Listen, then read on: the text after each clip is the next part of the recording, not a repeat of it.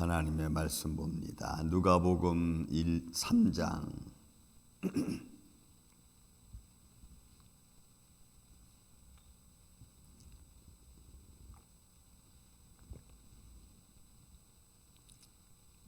누가복음 3장 1절부터 6절에 있는 말씀까지 교독하겠습니다.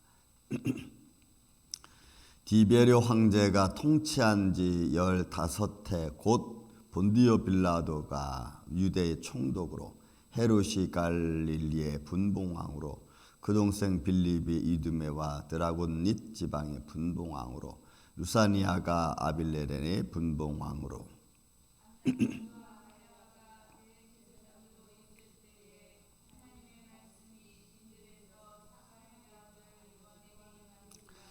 요한이 요단강 부근 근처에 와서 죄사함을 받게 하는 회개의 세례를 전파하니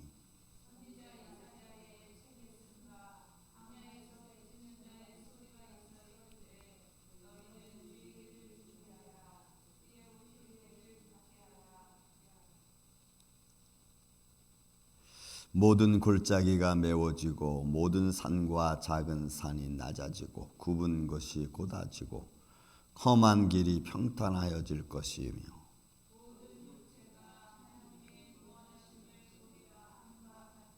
아멘. 자, 누가의 기록, 우리 예수님에 대한 기록이나 또는 요한에 대한 기록은 세상의 문헌에서는 사실 찾아볼 수가 없죠. 그래서 세상의 문헌에 나와 있지 않다 보니까 예수님의 어떤 삶의 사역들이 신화적이라는 말도 쓰고 때로는 전설이라는 말도 쓰고 또 어떤 우화 쓰는 사람들이 글을 썼다고 하는 말을 쓰기도 합니다. 그러나 성경은 역사성을 가지고 있기 때문에 그런 말들을 다 배제합니다. 그렇게 말하는 사람들을 다 이단시하죠. 왜냐하면 성경이 가지고 있는 역사성은 너무나 분명한 시대적인 배경을 가지고 있기 때문에 그렇습니다.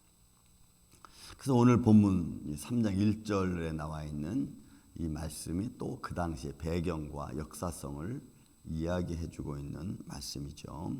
디베르 황제는 티베리우스 로마 황제의 두 번째 아우구스투스의 양자로 삼은 티베리우스 황제를 말합니다. 가이사 티베리우스 클레멘트라고 하는 아주 더 긴 이름을 갖고 있지만 어쨌든 티베리우스. 근데 그 이름을 성경에서는 디베리오 황제가 통치한 지 15해니까 아마 이 티베리우스 황제가 아우구스투스가 14년 AD 27년부터 BC 27년부터 AD 14년까지 13년까지 하죠. 그 다음에 AD 14년에서부터 티베리우스 황제가 등극을 하고 로마 통치하에 있습니다.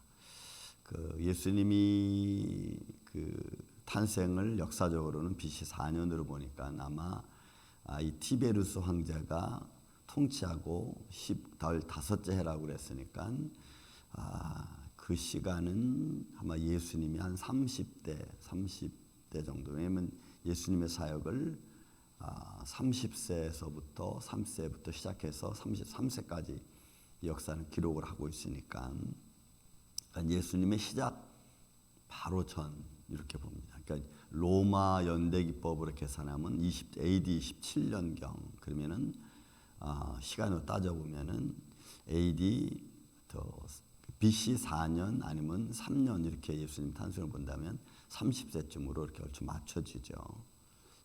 이런 역사성을 가지고 있는 겁니다. 그리고 그 당시에 이제 유대 총독으로 빌라도가 오죠. 빌라도 유대 총독으로 빌라도가 임명을 받고 오게 됩니다. 이것이 AD 10년 이상으로부터 그가 통치하는 시대니까 유대 빌라도 총독이 왔고 그 다음에 헤롯 가문이 이제 시작이 돼서 헤롯 2세부터 시작해서 갈릴리 분봉왕으로 오고 그의 동생 빌립, 이두메, 그 다음에 루사니아. 그러니까 이거는 갈릴리 지역과 저쪽 고란 지역 여러분들이 성경에 보면 그리고 예루살렘 지역과 그 남쪽 지방에서 형제가 세 군데로 나누어 가지고 분봉왕으로 다스리고 있던 그 시대입니다. 그러니까 역사적인 근거는 분명합니다. 그러니까 이런 역사적인 근거가 분명히 제시된다고 하는 것은 반대로 예수님의 사역과 복음의 사역의 역사성을 그대로 반영하고 있다는 것을 우리는 알 수가 있습니다. 그래서 예수님의 사역은 이거는 그냥 신화적인 것이 아니라는 것을 우리가 알 수가 있죠. 왜 역사성을 강조하냐면 예수 그리스도의 역사성이 강조되면 반대로 우리를 향한 하나님의 구원의 역사가 현실이었다는 것을 분명한 근거를 이야기하고 있는 겁니다. 그러므로 하나님의 나라도 그에 비하면 분명한 것이고 예수 그리스도의 죽음과 앞으로의 십자가의 부활 이 모든 것도 분명한 것이라는 것을 우리가 알 수가 있죠. 그러면 하나님의 구원의 역사는 어떤 그런 판타지적인 이야기가 아니고 이런 구원의 역사는 우리 역사 속에서 분명히 근거를 갖고 하나님의 구원의 시작이 우리의 생활 가운데서 이루어지고 있다는 사실을 증명할 수 있는 것이기 때문에 그렇습니다. 그래서 믿음도 그렇게 되면 믿음도 여러분 현실이어야 됩니다. 믿습니까, 여러분? 믿음도 현실이어야 돼요.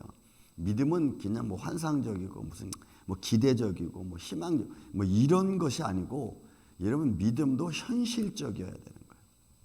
그래야 우리의 삶 속에 하나님의 성령의 역사와 또 말씀을 통한 새로움이 시작이 되는 거지. 또 우리의 삶의 모든 것도 이런 현실적인 것을 적용하고 생활하는 가운데 이루어지는 것이 되어야 된다는 이런 확실한 근거가 되는 것입니다. 그렇지 않 그렇게 역사성을 빼버리면 여러분 우리는 우리의 믿음도 말씀도 그냥 허공을 치는 것과 잡는 것과 그냥 똑같아요. 그냥 인간의 기대 이상 뭐 기대 가지고 살아가는 그 정도로밖에는 안 된다는 거죠. 그러면 기도하는 것도 힘이 없어요.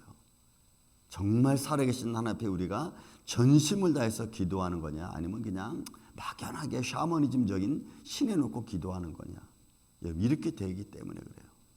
그래서 믿음의 역사성은 우리 생활 속에 너무너무 중요하고 그것은 구원과 같이 이루어지는 하나님의 능력이 우리 가운데 임한다는 것을 보여주는 근거이기 때문에 그렇습니다. 그래서 여러분의 믿음도 현실이어야 되고 여러분의 시간 속에서 나타나는 역사성을 가진 그런 현장이어야 됩니다. 여러분 믿습니까? 그런 믿음을 갖고 우리가 신앙생활을 하지 않으면 안 되는 거예요. 그래서 이 3장 1절은 디베레 황제가 통치한 지 15해 곧 본디오 빌라도가 유대 총독으로 헤롯이 갈릴리 분봉왕으로 그 동생 빌립이 이두레와 드라코니 지방의 분봉왕으로 루사니아가 아벨레네의 분봉왕으로 그래서 갈릴리 유다 가나안 지역 전체를 이 헤롯 가문이 통치한다는 역사적인 근거를 가지고 있는 겁니다.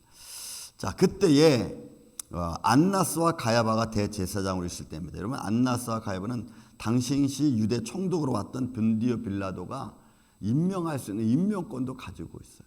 그러니까 본디오 빌라도하고 이 안나스 대제사장 안나스와 가야바는 아주 밀접한 관계를 갖고 있을 수밖에 없는 겁니다. 근데 이게 문제가 뭐냐면 정치와 종교가 하나가 되면은 그때는 문제가 되는 거잖아요. 예수님 십자가 상했을 때도 여러분 본디오 빌라도한테로 여러분 가잖아요. 안나스 가야바 제사장 대제사장에서 예수님을 신문하고 그리고 본디오 빌라도로 또 데려가잖아요. 그러니까 이들이 어떤 정치권이 이렇게 종교하고 연관이 돼서 이루어져 가는 거예요. 이게 얼마나 혼탁하고 그 다음에 부정확하고 그 다음에 자기의 욕망대로 이끌어갈 수밖에 없는 현실을 여러분 여기서 가지고 있는 겁니다. 그러니까 안나스와 가야바가 대제사장으로 있을 때 하나님의 말씀이 빈들에서 사는 사가랴 아들 요한 여러분 사가랴 제사장이죠. 여기도 제사장 그리고 하나님 가브리엘 천사 이름을 명령을 받고 그 다음에 엘리사벳이 임신하고 났던 이 사가랴 아들 요한 세례 요한입니다. 그것이 자라나서 에세네파라고 하는 그 소위 말해서 신앙 그런 계파에 가서 자라나고 율법을 알고 그리고 와서 하나님의 성령 인도하심을 받아 복음을 전파하는. 그러니까 이런 것들이 그 당시 에세네파가 있었습니다. 유대 광야 지방에 에세네파가 있었고 거기에서 수도원적으로 율법을 주로 그 당시의 수도원적인 의미는 뭘 하는 사람들이었냐면 하나님의 율법을 하나님의 말씀을 필사하는 곳이 많았습니다. 그래서 여러분 구약성경 신해사본 같은 것도 여러분 그 유대 광야 동굴에서 항아리에서 발견이 되잖아요. 그런 것들이 다 당시에 수도원에 있는 사람들이 필사본을 해가지고 보관한 겁니다. 항아리 속에 집어넣어서 보관한 거죠. 그런 가운데 하나님 말씀을 필사하고 하나님 말씀을 읽고 또 그런 가운데 이제 성령의 충만한 세례 요한의 모습을 볼 수가 있어요. 그 요한도 예언자의 말씀을 따라 이사야 예언에 따라 요단 부근에 와가지고 여러분 하나님 말씀을 선포하죠. 그 선포는 죄 사함을 받게 하는 회개의 세례를 전파하니. 여러분 이때부터 여러분 이 세례의 문제, 구약에서는 이 세례가 어떤 모습으로 나타났냐면 요단 세례 요한부터는 물 세례를 줬지만 구약에서 수나국에 하나님의 회당 제도는 뭐가 있었냐면 항상 제가 설교 중에 말씀드렸죠. 성전 입구에 정결탕이라는 게 있었습니다. 정결탕. 그래서 사람들이 예배드려 가기 전에 그 정결탕에 자기 몸을 싹 담갔다가 그 다음에 나온 다음에 다시 옷을 갈아입고 그냥 예배드리러 갔어요. 이 정결탕이라는 게 있었어요. 세례와 비슷한 의미를 가진. 그래서 자기의 몸과 죄를 정결하게 씻은 다음에 그 다음에 예배드리러 가는. 그래서 항상 구약의 회당에는 그 옆에 정결탕이라는 것이 있었습니다. 여러분 회막에서는 성결에 뭐가 있죠? 제사장이 하나님께 먼저 가기 전에 물두멍이라는 게 있었잖아요. 거기에 손을 씻고 그 다음에 하나님께 제사 드리러 가는 이 모습들이 다 연줄 해가지고 오는 겁니다. 이제 세례까지 그게 연결이 되는 거죠. 그러니까 정결 의식을 통해서 제사장들이 물두멍에다 손을 씻다가 그 다음에 그것이 회당 제도로 바뀌면서 정결탕으로 나와 있다가 그 다음에 그 정결탕이 세례 요한으로부터 세례로 바뀌어지는 거죠. 근데 그 세례는 세례 요한이 와서 이 세례 주는 것은 회개에 대한 겁니다. 정결탕은 죄를 씻는 거였고 자기의 부정함을 씻는 거였고 물두멍도 제사장의 부정함을 씻는 거였거든. 그러니까 결국 세례는 자기의 죄를 씻고 부정함을 씻고 그래서 하나님께로 돌아온다는 그런 의미를 가지고 있는 거예요. 그러니까 세상적인 모습으로 하는 게 아니고 하나님의 의로 정결하게 씻음 받은 의로 와서 하나님께 나아간다는 거거든. 그래서 세례 요한이 이 세례를 주기 전에 외친 게 뭐예요? 죄 사함에 대한 거예요. 너의 죄가 이러니 그 죄를 사함 받아라. 너의 삶이 이러니 너의 죄가 씻음 받아라 라고 하면서 세례를 주는 거예요. 그러니까 여러분 이게 너무나 놀라운 거죠. 그렇게 하나님의 역사가 시간 속에서 증거되어지고 확장되어져 가고 넓어지는 의미를 갖고 있죠. 오늘날에는 여러분 우리가 여기서 세례를 주잖아요. 이렇게 물 뿌린 그 세례라고 하는 그 베프티즘이라고 하는 단어 속에는 물을 뿌리다라고 하는 의미도 있어요. 그러니까 여러 가지 의미로 나타나죠. 여러 가지 모양으로 나타나는 그 의미는 똑같아. 의미는 똑같은 거예요.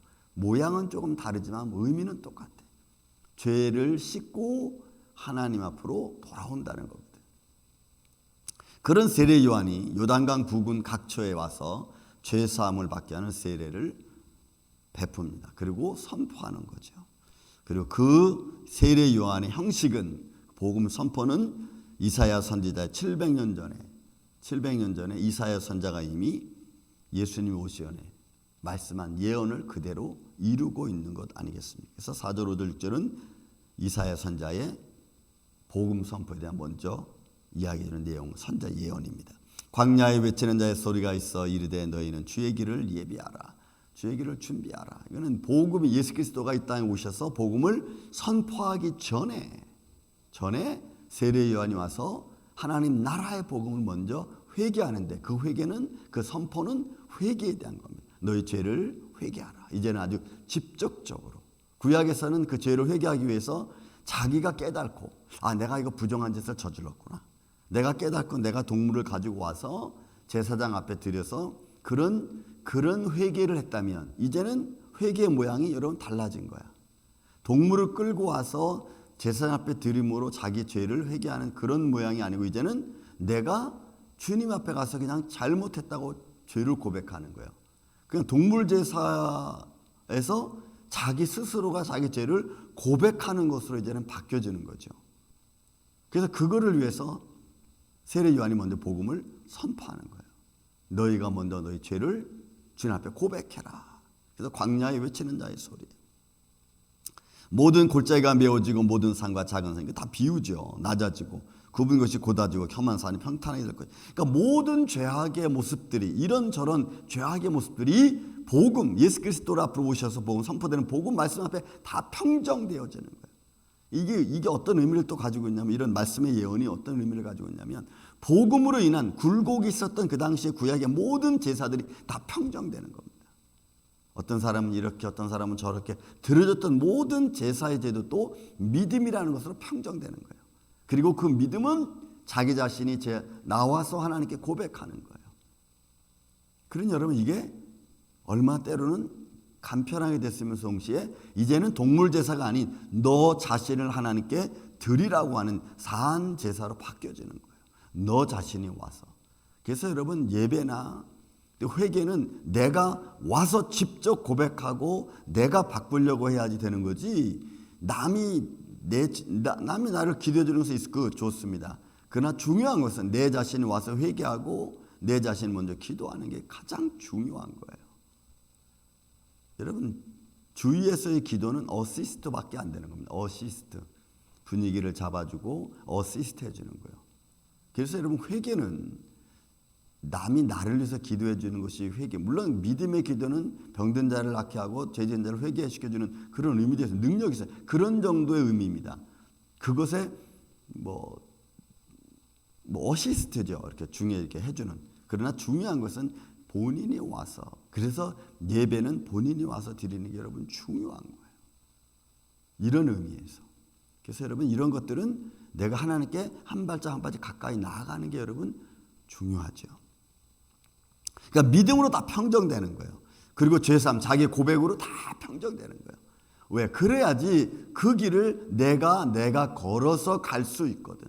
내가 걸어가야 될 길을 남이 걸어간다고 내가 걸어가는 게 아니기 때문에 그래요. 그래서 믿음은 그래서 현실이어야 됩니다. 왜? 역사성을 가지고 있기 때문에. 그래서 믿음은 보여져야 되고 나타나져야 되고 고백되어져야 되는 거예요. 우리는 그 일을 하라고 옆에서 어시스트하는 거죠. 그렇게 하라고, 이렇게 해야 된다라고 말해주는 거예요. 그러므로 모든 육체가 하나님의 구원하심을 보리라.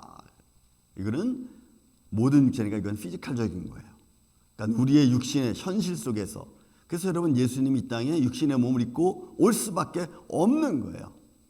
왜요? 그 모습을 우리 인간은 보고 그 모습대로 우리가 될 거기 때문에 예수님이 십자가의 죽음으로 우리 죄가 씻어지고 예수 그리스도의 부활하심으로 말미암아 내가 부활하고. 여러분 믿습니까?